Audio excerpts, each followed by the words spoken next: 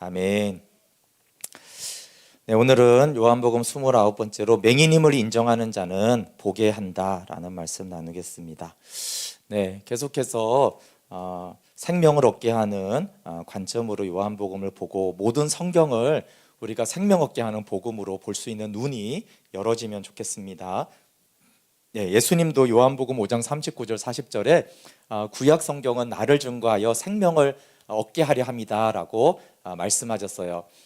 생명을 얻게 하려고 내게 오지 않았다라고 말씀하셨어요. 그러니까 예수님께 왜 가야 하냐면 생명을 얻기 위해서 예수님께 가야 하는 것이죠. 그런데 유대인들은 성경은 잘 아는데 성경이 증거하는 그리스도와 영생을 몰랐습니다. 그러면서 8장에서는 예수님을 믿었으나 믿지 않는 자들이 나옵니다. 그래서 요한복음 8장 47절에 하나님께 속한 자는 하나님의 말씀을 듣나니 너희가 듣지 아니함은 하나님께 속하지 아니하였음이로다. 네, 그래서 하나님의 말씀을 듣는 것은 지식의 문제가 아니라 영적인 문제, 소속의 문제, 신분의 문제, 구원의 문제임을 알 수 있어요. 그리고 이제 맹인을 보는 예수님의 관점이 요한복음 9장 3절에 이는 하나님이 하시는 일을 나타내고자 하심이다 라고 했고, 이 맹인에는 8장에 말한 대로 예수님의 말씀이 거할 곳이 있었습니다. 그래서 이 맹인은 눈을 뜬 후에 예수님께로 다시 돌아오고 17절에는 그는 선지자다라고 말해요. 그런데 출교를 아는 부모는 이 맹인의 눈 뜬 것으로 하나님께 영광을 안 돌리고 잘 모르겠습니다, 그에게 물어보십시오, 이렇게 회피를 합니다. 그러나 출교를 당할지라도 예수님 편에 서서 예수님이 행하신 일을 증거하는 자에게 하나님이 생명을 주세요. 그러면서 오늘 이제 본문으로 24절부터 계속 되어지는데, 이들이 맹인을 다시 불러서 예수님이 죄인이라고 해라, 사실상 이게 정답을 주고 막 설득을 합니다. 24절 볼게요. 이에 그들이 맹인이었던 사람을 두 번째 불러 이르되 너는 하나님께 영광을 돌리라. 우리는 이 사람이 죄인인 줄 아노라. 그러니까 예수는 믿지도 말고 증거하지도 말고 뭐예요? 예수를 죄인이라고 해라. 근데 하나는 뭐예요? 하나님께 영광은 돌리라는 거예요. 사탄이 굉장히 교묘하게 이렇게 말하고 있습니다. 그런데 맹인이 물러서질 않아요. 계속 예수님이 행하신 것을 나는 부인할 수 없다라고 하면서 25절에 대답하되 그가 죄인인지 내가 알지 못하지만 한 가지 아는 것은 내가 맹인으로 있다가 지금 보는 그것입니다. 나는 그분이 나에게 행하신 일을 부인할 수 없습니다. 그리고 그분을 나는 나쁘게 말하고 죄인이다라고 말할 수 없습니다, 이렇게 말해요. 그러니까 바리새인들은 억지 주장을 하면서 말이 안 되는 질문을 하는데 26절은 사실 말을 안 되거든요. 그들이 이르되 그 사람이 내게 무엇을 하였느냐, 어떻게 내 눈을 뜨게 하였느냐, 이렇게 말하니까 이제 맹인이 딱 뜻을 정합니다. 바리새인들의 의도를 파악했어요. 그러니까 그분을 부인하라고 하는 것이구나라고 이제 파악을 한 다음에 출교를 당할 위험을 무릅쓰고 오히려 바리새인들을 책망합니다. 27절 볼게요. 대답하되 내가 이미 일렀어도 듣지 아니하고 어찌하여 다시 듣고자 하나이까? 당신들도 그의 제자가 되려 하나이까? 그럼 지금은 법정이에요. 쌀벌한 법정, 출교당할 수 있는 법정에서 아니 당신들도 그의 제자가 되려 합니까? 이렇게 하니까 예수님과 예수님의 하신 일을 나는 부인하지 않겠다, 이런 의도를 정한 거죠. 그러니까 이제 바리새인들이 화가 났어요. 죄인이라고 해, 어떻게 눈 떴어, 부인해, 어쩌다가 됐어, 변명을 해, 자꾸 이러는데 계속 이제 예수를 증거하니까 28절에 보니까 맹인을 욕합니다. 28절 그들이 욕하여 이르되 너는 그의 제자이나 우리는 모세의 제자라. 바리새인들이 법정에서 막 욕을 합니다. 이런 판사가 막 욕을 할 정도면 지금 이게 편파적인 법정의 판결이 될 수 있잖아요. 심각한 문제입니다.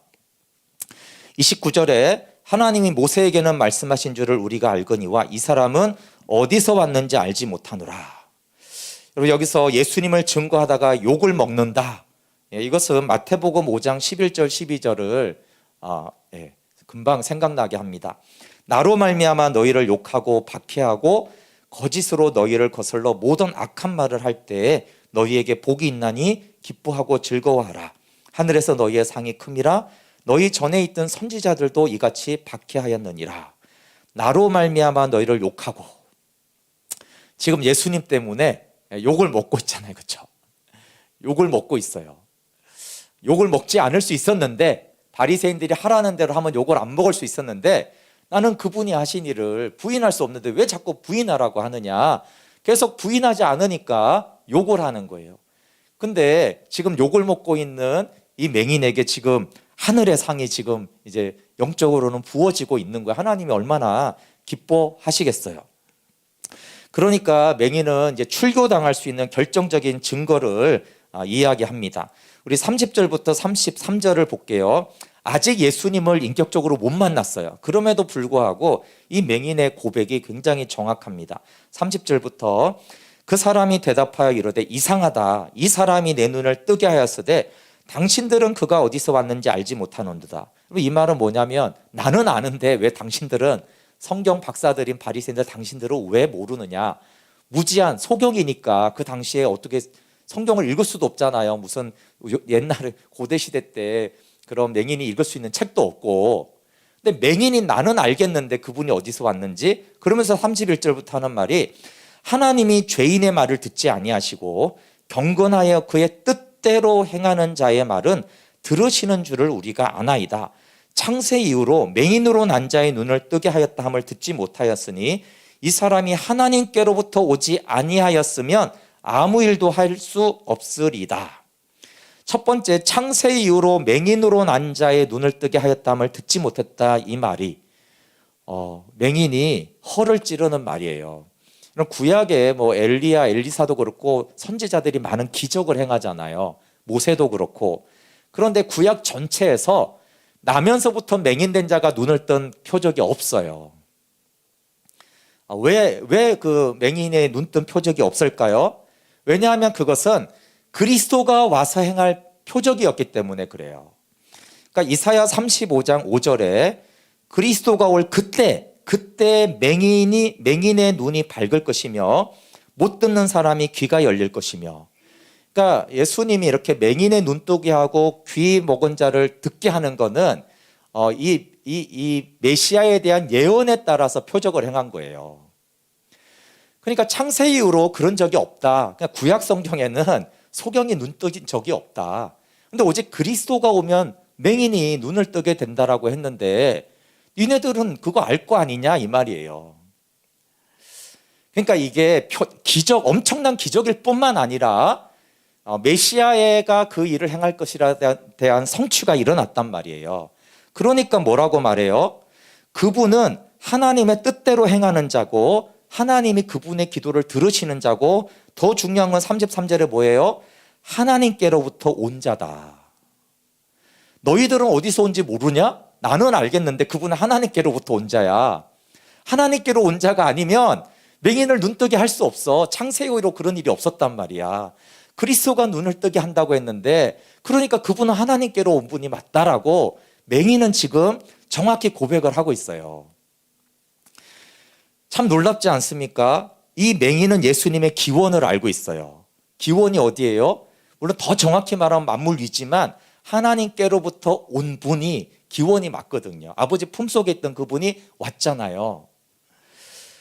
구약이 증거한 그분일 수 있다고 고백하는 거예요. 아직은 예수님을 이렇게 못 만났기 때문에. 그러나 표적만으로도 뭘 알아요? 여러분, 계속 요한복음에 표적이 많이 나오지만 이 표적으로 이렇게까지 예수님을 이렇게 안 사람이 없어요.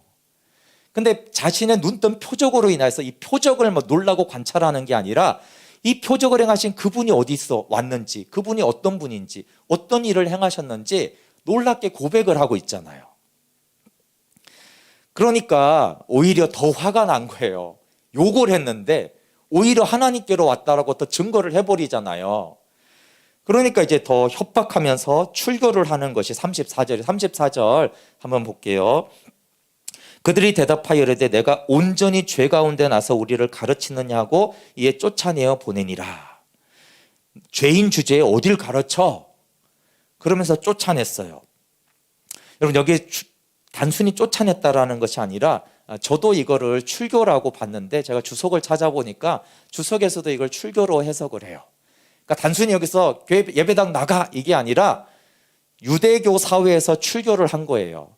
그럼 지금 사회에서는 이 가자동에서 쫓아내도 대화동 가서 살면 되지만 고대 시대 때는 그렇지가 않아요. 고대 시대 때는 이 유대인에게서 유대교에서 출교를 하는 거는 엄청난 일이에요. 중세 시대 때도 여러분 그 교황이 황제가 기분 나쁘면 수찬정지 성만찬을 안 주면 교황이 와서 무릎 꿇고 교황한테 사과를 했어요. 잘못했다고. 그러니까 출교는 사회적으로 매장당하는 거예요. 이렇게 죽이지는 않지만 때리지는 않지만 사실상 그 사회에서 매장시키고 취업도 안 되고 뭐 관료도 안 되고 세상에서 이제 성공하기고 인정받기는 끝난 거예요. 그래서 구걸하다가 눈을 떴어요. 이 사람이 자 나면서부터 맹인해서 구걸을 했어요. 눈을 떴어요. 사실 소망이 생기지 않았겠어요? 난 이제 일을 할 수 있고 돈을 벌 수 있고 집을 가질 수 있고 가정을 가질 수 있고 이런 생각하지 않았겠어요? 근데 출교가 됐다라는 거는요, 그런 거 이제 다 내려놓겠다라는 거예요. 세상적으로 성공하는 길이 다 막혔어요. 근데 사실은 이거는 스스로 자초한 일이에요. 주님 때문에 박해당한 자를 주님이 반드시 찾아와요. 예수님 때문에 값비싼 대가를 치렀잖아요. 그러니까 35절 보실래요? 우리 35절 한번 같이 읽어볼게요. 시작. 예수께서 그들이 그 사람을 쫓아냈다 하는 말을 들으셨더니 그를 만나사 이르시되 내가 인자를 믿느냐. 출교당했다는 말을 주님이 들으셨어요. 그리고 어떻게 해요? 예수님이 그를 만나줍니다. 예수님 때문에 출교당한 사람, 예수님 때문에 욕먹은 사람, 예수님 때문에 대가를 지불한 사람, 하늘에서 상이 크다고 했잖아요. 그렇죠? 그 상을 주시려고 예수님이 만나주세요. 그리고 이렇게 말합니다. 대답하여 이르되 주여 그가 누구시오니까 내가 믿고자 하나이다. 인자를 믿느냐 하니까 믿고자 합니다. 누가 인자입니까? 예수께서 이르시되 내가 그를 보았거니와 지금 너와 말하는 자가 그다. 내가 인자다. 이르되 주여 내가 믿나이다 하고 절하는지라.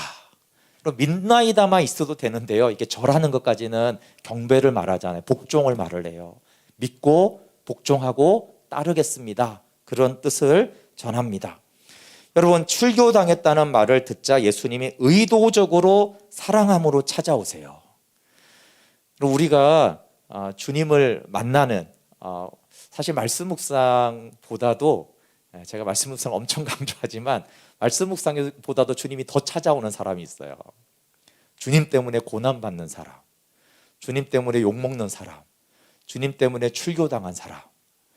여러분, 정말 신실한 사람들의 감정을 들어보면 주님 때문에 고난을 적극적으로, 사도 바울도 그렇게 받았잖아요. 그렇죠? 그런 사람을 주님이 와서 만나주세요. 그래서 주님 만나고 싶으면 주님 때문에 손해를 많이 보세요. 주님 때문에 욕을 바가지로 먹으면 주님이 찾아오세요. 왜냐하면 주님이 안 찾아올 수가 없어요. 하늘에서 상이 큰데 어떻게 주님이 안 찾아오겠어요? 주님이 찾아오셔서 인자를 믿느냐. 근데 가장 좋은 상이 뭐예요? 하늘의 상이 생명이잖아요. 예수님 자신을 주는 것이 하늘의 가장 큰 상이기 때문에, 그래서 믿느냐 인자를, 그러니까 믿고자 한다라고 하니까 내가 인자다니까 믿습니다라고 하면서, 믿는다는 건 뭐예요? 영접하는 자예요. 요한복음 1장 12절 13절에. 그러니까 생명을 주시는 거예요. 지금 가장 좋은 것을 오셔서 주고 계세요. 그리고 인자는 누구겠어요? 다니엘서 7장 13절 14절에 온 세상을 통치하고 심판하시는 하나님이세요. 그리고 이미 여러분 3장 13절부터 15절 앞으로 가서 보실래요? 예수님이 인자에 대해서 설명했어요. 요한복음 3장 13절부터 15절에 하늘에서 내려온 자 곧 인자 외에는 하늘에서 올라간 자가 없다. 인자는 하늘에서 내려온 자예요. 그렇죠? 모세가 광야에서 뱀을 든 것 같이 인자도 들려야 하리니 이는 인자를 믿는 자마다 영생을 얻게 하려 하심이니라. 인자를 믿느냐? 믿습니다. 이 말은 무슨 말이에요? 인자를 믿는 자마다 영생을 얻게 하려 합니다라고 그랬어요. 그렇죠? 그러니까 이 맹인은 정확하게 하늘에서 온 자 인자를 믿고 생명을 얻은 자가 됐어요. 요한복음의 뜻대로, 목적대로 인자를 믿고 생명 얻은 자가 되었어요. 그러니까 인자는 하나님께로부터 온 자고 하나님의 아들 그리스도를 믿어 생명을 얻게 됐어요. 그럼 요한복음 6장 40절에 내 아버지의 뜻은 아들을 보고 믿는 자마다 영원한 생명을 얻는 이것이니, 아버지의 뜻이 이루어졌어요. 아버지의 뜻이 뭐라고요? 아들을 믿고 영원한 생명을 얻는 거예요. 자, 그러니까 맹인이 9장에서 눈을 떴어요. 그렇죠? 이 육적인 눈이 떴다고요. 이 눈이 떠진 것은 하나님의 표적이지만 아버지의 뜻이 이루어진 게 아니에요. 아버지의 뜻은 아직 안 이루어졌잖아요. 그렇죠? 그런데 이 맹인이 눈을 뜨고 예수님을 믿어 인자를 믿어 생명을 얻으니까 아버지의 뜻은 아들을 믿어 영원한 생명을 얻는 거예요. 그러니까 아버지의 뜻이 이루어졌잖아요. 그렇죠? 그러니까 이 맹인에게는 인간적인 표적, 그러니까 그것도 소원이고 너무나 좋은 선물이죠, 당연히. 그러나 아버지의 뜻까지 갔단 말이에요. 근데 요한복음에 표적까지만 오고 표적을 경험한 건 아버지의 뜻은 아직 안 이루어진 건데 거기서 멈추고 거기서 돌아간 사람이 너무 많아요.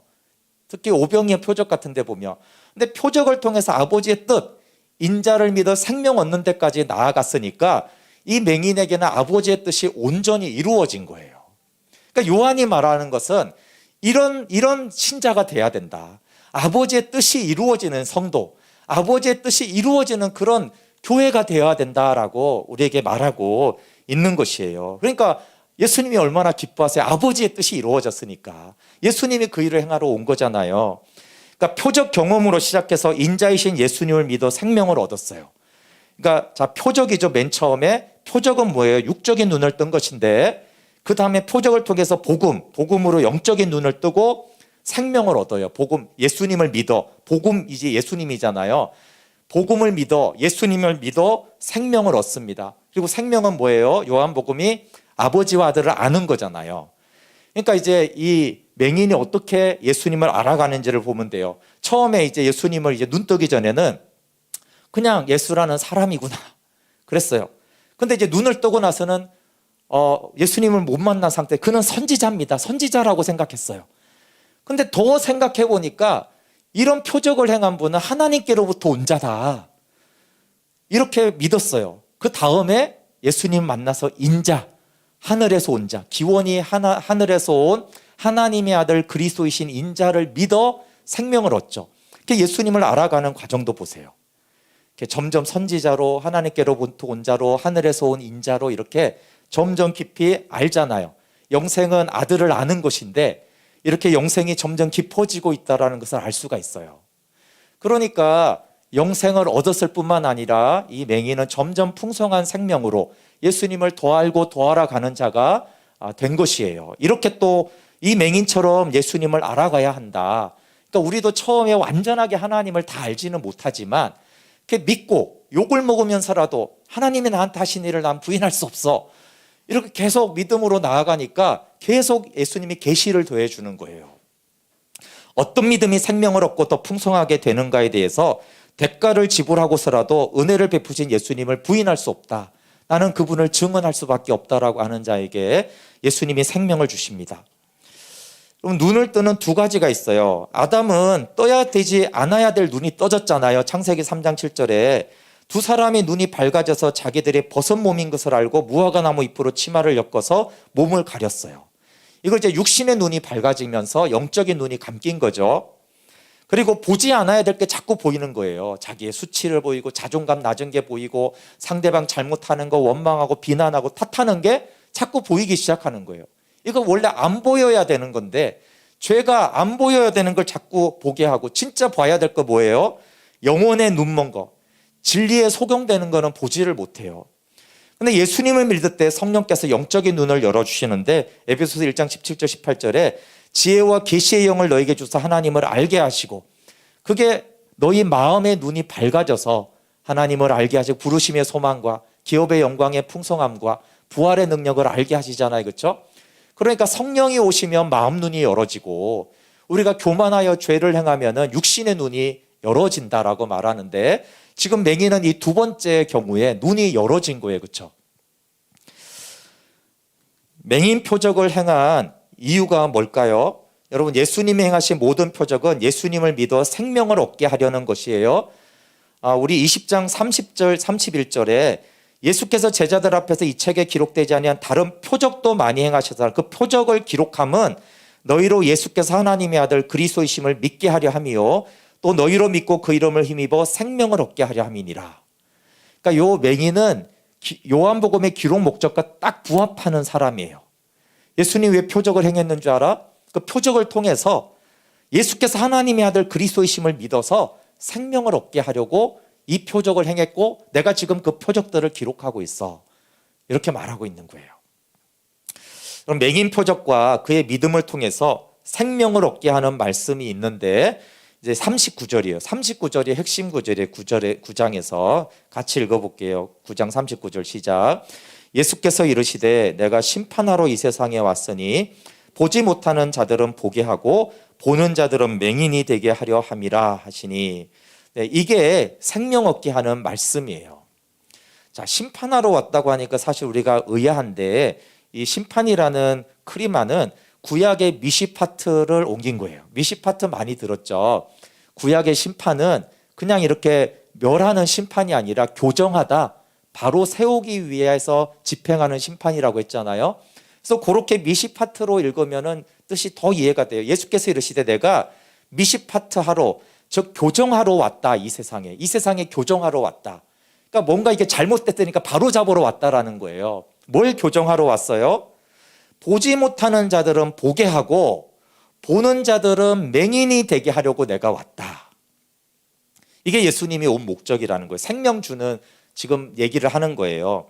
그러면서 보지 못하는 자들을 보게 하는 얘가 이제 누구예요? 충분히 설명했죠. 9장에서. 이 맹인이 바로 그런 사람이다. 보지 못하는 이 맹인은 내가 보게 했다. 맹인이 영적인 맹인임을 인정하는 자, 손해에도 예수님 편에 서는 자, 믿고자 하나이다 라고. 왜 믿고자 하나이다라는 말 자체가 믿음이 없다는 걸 말하잖아요. 근데 믿음이 없음을 알고 믿고자 하는 자, 내가 그런 자에게는 내가 보게 하고 생명을 주려고 왔다라고 하는 거예요. 예수님이 이런 자를 찾아와서 믿게 하고 생명을 줘요. 반대로 보는 자들은 맹인이 되게 하는데 그 얘는 누구예요? 지금 바리새인들이에요. 본다고 하는 자들. 우리는 모세의 제자다 이렇게 자처하는, 우리는 아브라함의 후손이다, 하나님의 자녀다 이렇게 모세의 제자라고 자처하는, 스스로 본다고 고집하는 자들, 스스로 본다고 착각하고 고집하는 자들, 이렇게 주장하는 자들은 맹인이 되게 하겠다 이렇게 하는 거예요. 맹인 표적이 통해서 아브람처럼 행하라 라고 하면서 너희는 맹인이다 라고 말하는 거예요. 만약에 바리새인들도 영적인 맹인을 인정하면 바리새인들이 그 눈뜬 표적을 보고 우리도 믿고자 하나이다 이렇게 말했어야 된다는 거예요. 근데 우리는 모세의 제자인데 어디 감히 우리를 가르치려고 그래? 이 말이 뭐예요? 야, 나 같은 건, 우리는 예수 같은 죄인 필요 없어. 그 녀석은 죄인이야. 우리는 필요 없어, 그 예수라는 존재가. 우리는 이미 모세의 제자인데. 그러니까 이렇게 하는 자들은, 스스로 본다고 하는 자들은 맹인이 되게 하겠다라는 거예요. 40절에 보면 바리새인 중에 예수와 함께 있던 자들이 이 말씀을 듣고 이르되 우리도 맹인인가? 무슨 말이에요? 맹인 아닌데 이 말이에요. 우리 맹인 아닌데. 끝까지 본다고 하는 자들은 끝까지 맹인이다라고 41절에 대답하죠. 예수께서 이르시되 너희가 맹인이 되었더라면 죄가 없으려니와 본다고 하니 너희 죄가 그대로 있느니라. 만약에 아담처럼 아담의 눈이 열어진, 우리가 그런 사람이다라고 인정하면, 맹인임을 인정하면 믿어 죄사함을 받고 죄가 없게 된다. 죄사함이 주어진다. 근데 스스로 본다고 하니 죄사함을 받지 못하니까 죄가 그대로 있다. 그럼 창세로부터 처음 있는 맹인이 눈떡 표적을 보면 바리새인들은 각성했어야 됐어요. 그 이사야에 있으니까 메시아가 오면 맹인이 눈을 뜬다고 했는데 그 성경 지식이 있었어요. 근데 맹인이 눈을 뜬 걸 봤잖아요. 그럼 그게 하나님의 메시지였단 말이에요. 근데 메시지 말씀을 안 받아들이고 우리는 모세의 제자다라고만 주장하는 거예요.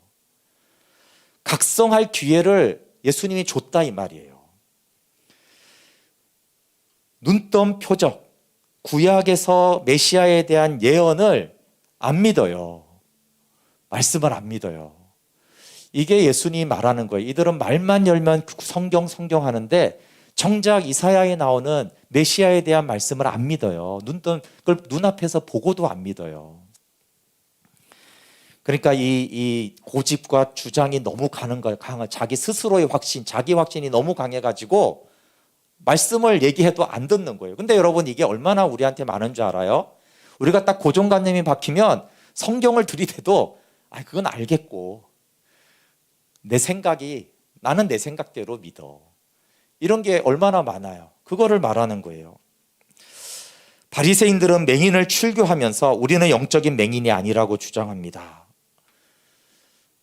창세 이후로 맹인이 눈 뜬 자가 없고 메시아가 오면 눈을 뜨는데, 이걸 붙들어 놓고 묵상해야 되는 거 아니에요? 그래야지 믿음으로 갈까요? 왜 이런 일이 일어났을까? 왜 창세 이후로 맹인이 눈 뜬 적이 없는데 왜 이렇지? 그리고 이들이 성경을 모를 리가 없어요. 그러면 그걸 생각해야 되는데, 이들을 쫓아냈다는 건 뭐예요? 단순히 출교, 이 맹인에게만 있는 게 아니라 바리새인 쪽에는 뭐예요? 그딴 거 필요 없어. 그런 거 묵상하지 마. 그 성경에 그냥 있는 거지. 그럴 리가 없어. 안식일을 어긴 그 예수가 죄인이야. 딱 단정하고 말씀을 안 받잖아요. 그러니까 쫓아냈다라는 의미는 이제 난 더 이상 생각하지 않겠다. 관계하지 않겠다. 말씀 다 필요 없어. 이렇게 딱 버렸다라는 것을 의미해요. 여러분, 생명의 3단계에서, 생명의 교제 3단계에서 말씀의 빛에 비추어진 어둠이 이렇게 오는 거예요. 맹인의 표적을 보면 그때 나를 보고 내가 어둡구나, 내가 맹인이구나, 내가 믿는다고 확신했는데 이 맹인을 보니까 내가 뭔가 잘못 믿어왔나, 이렇게 생각을 했어야 된다라는 거예요. 근데 저는 맹인입니다가 끝이 아니잖아요. 생명의 빛으로 나가야 돼요. 그럼 8장 9장에서 예수님이 내가 세상의 생명의 빛이다라고 했어요. 그러니까 8장 9장에서 공통적으로 예수님이 계시하는 것은 내가 생명을 주는 빛이라는 거예요. 그러니까 빛이기 때문에 지금 맹인이 나온 거예요. 그러니까 맹인인 자는 내 빛을, 생명을 주는 빛으로 내가 보게 하겠다라는 게 8장 9장의 공통적인 주제거든요. 그러니까 맹인에게만 보게 하는 빛이라는 거예요. 본다는 자들은 근데 놀랍게도 보지 못하게 하는 빛이에요. 이 빛은, 그러니까 생명의 빛으로 구속의 은총으로 나오는 자는 보게 된다라는 거예요. 그래서 바리새인들이 쉽지 않을 거예요. 제가 계속해서 우리의 영적 실체를 드러내는 것은 복입니다. 우리가 어둠인 것을 아는 것은 복입니다. 이랬는데요. 사실은 힘들더라고요. 그걸 오늘 왜 느꼈냐면, 정기 검진으로 치과에서 오라고 해서 갔더니 한쪽이 그래가지고 한쪽을 떼워야 된대요. 그래서 몇십만 원을 떼웠는데 오늘 이제 마지막 치료하는 날이라고 갔더니 또 한쪽이 썩었다는 거예요. 그러니까 의사 선생님도 좀 이거 계속 하나 이미 했는데 또 하나를 해야 되니까 좀 난감해서 이렇게 말을 좀 못 하시다가, 그래도 이거 썩었으니까 해야 된다고. 근데 제가 이걸 생각했어요. 썩은 실체를 아는 것이 복인데 이빨이 썩었다는 걸 아는 것이 마음이 무겁구나. 치료도 받아야 되고 돈도 들어가야 되고.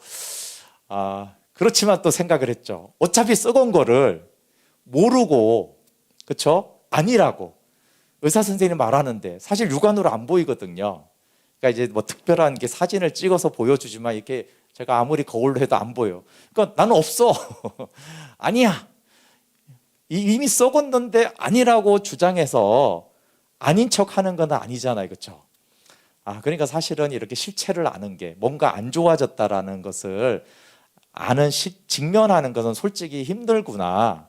그럼에도 불구하고 제가 치료받겠습니다. 그랬어요. 왜 그래요? 어둠이면 어둠인 걸 알아야죠. 그게 좀 낙심이 되고, 아이고 이거 어떻게 하나, 에너지도 써야 되고 회개도 해야 되고, 그럼에도 불구하고 안 썩었는데, 썩었다고 하면 문제지만 썩은 거는 썩은 거잖아요. 그러면 그냥 아프면 아픈 거잖아요. 그러면 수술해야 되고 고쳐야 된다면 고쳐야죠. 그게 에너지가 들고 힘이 들기 때문에 솔직히 그 소식 자체가 반가운 건 아니에요. 우리가 죄인임을 직면하는 것도 어렵고 내가 교만한 것을 직면하는 것도 솔직히 어려워요.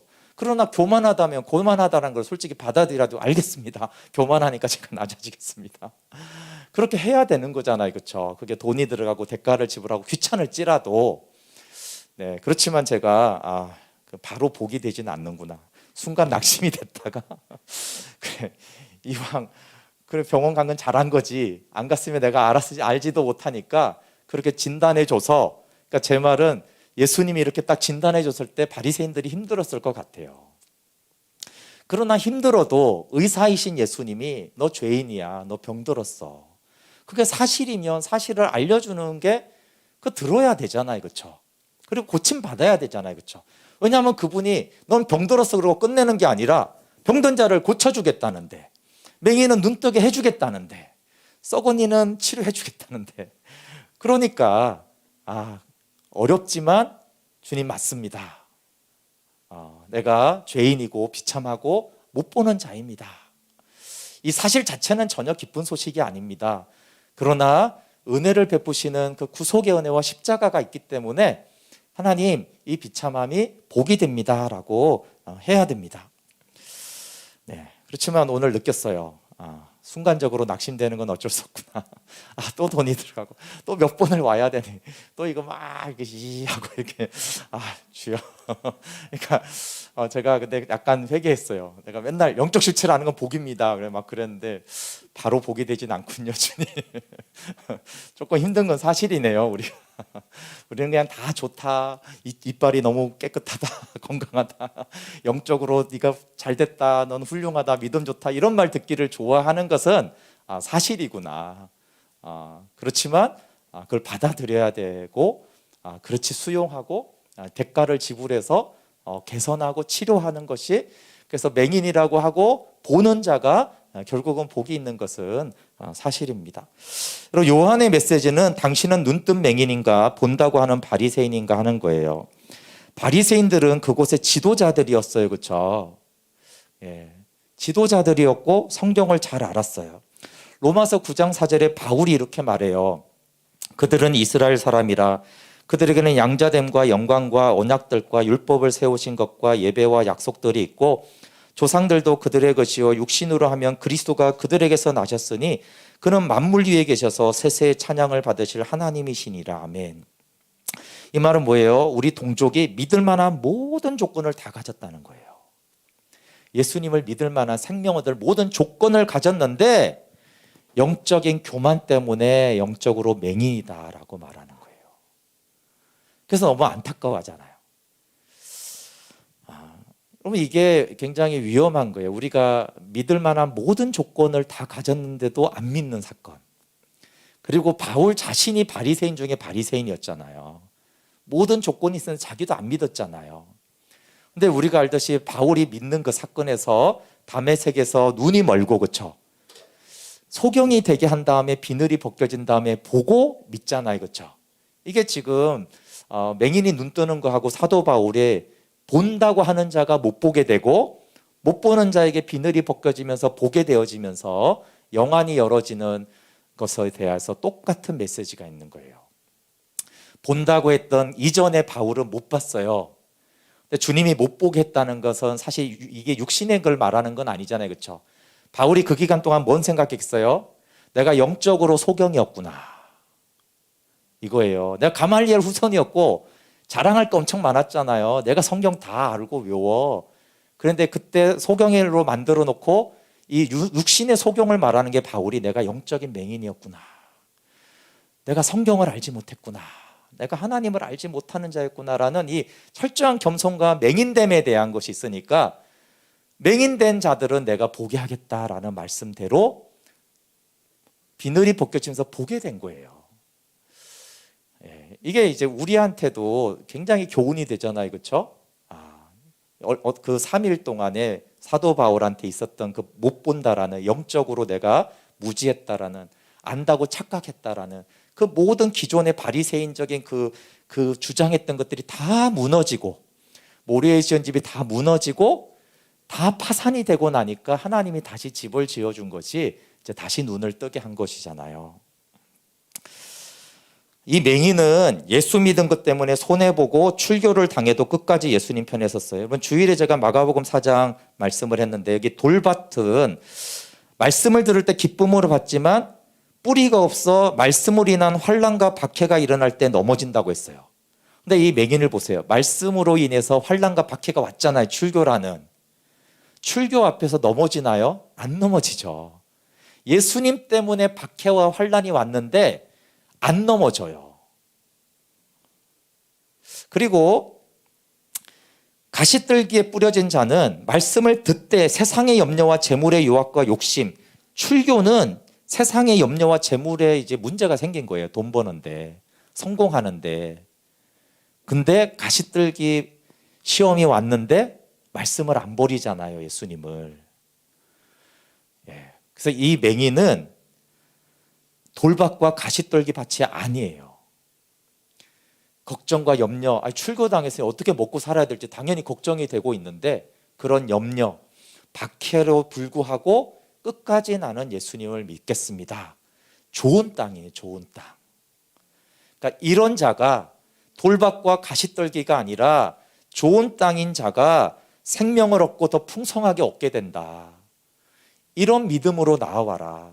너희가 돌밭과 가시떨기 밭이 되면 안 된다. 이게 지금 요한이 우리에게 주는 메시지예요. 생명의 빛 앞에서 맹인임을 아는 자가 보게 되어집니다. 계속 요한이 우리에게 말씀하고 있어요.